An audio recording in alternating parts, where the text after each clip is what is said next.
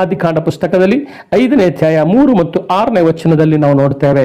ಆದಾಮನು 130 ವರ್ಷದವನಾದಾಗ ಹೇಬೇಲನಿಗೆ ಬದಲಾಗಿ ಸೇತನೆಂಬ ಮಗನನ್ನು ದೇವರಿಂದ ಪಡೆದುಕೊಂಡನು. ಈ ಸೇತನು 150 ವರ್ಷದವನಾದಾಗ ಎನೋಷನನ್ನು ಪಡೆದನು. ಅಂದರೆ ಆದಾಮನಿಂದ 4 ತಲೆಮಾರುಗಳು, ಅಂದರೆ 235 ವರ್ಷದ ಆ ನಂತರ ಎನೋಷ್ ಎಂಬ ಮೊಮ್ಮಗನನ್ನು ಆದಾಮನು ಪಡೆದುಕೊಂಡನು. ಹಲ್ಲೆಲೂಯಾ. 235 ವರ್ಷಗಳ ನಂತರ ಎನೋಷ್ ಎಂಬುದಾಗಿ ತಂದೆ ಆಗಿರುವಂಥ ದೇವರಿಂದ ಆ ಆದಾಮನು ಮೊಮ್ಮಗನನ್ನು ಪಡೆದುಕೊಂಡನು.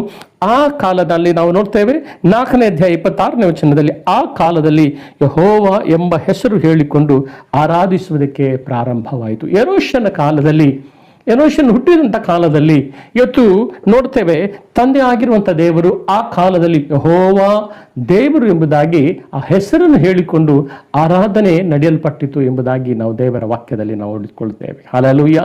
ಹೇಬೇಲನ ಬದಲಾಗಿ ಸೇತನನ್ನು ಪಡೆದುಕೊಂಡನು.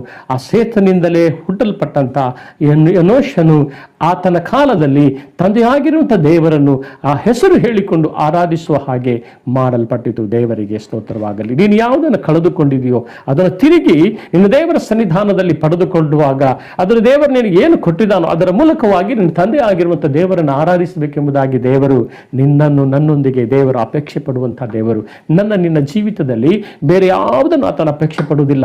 ನಮ್ಮ ಯಾವ ಯಜ್ಞಗಳನ್ನು, ಕಾಣಿಕೆಗಳನ್ನು, ಹೋಮಗಳನ್ನು, ಇವತ್ತು ಯಾವ ಸಂಗತಿಗಳನ್ನು ದೇವರು ಮೆಚ್ಚಿಸುವುದಿಲ್ಲ.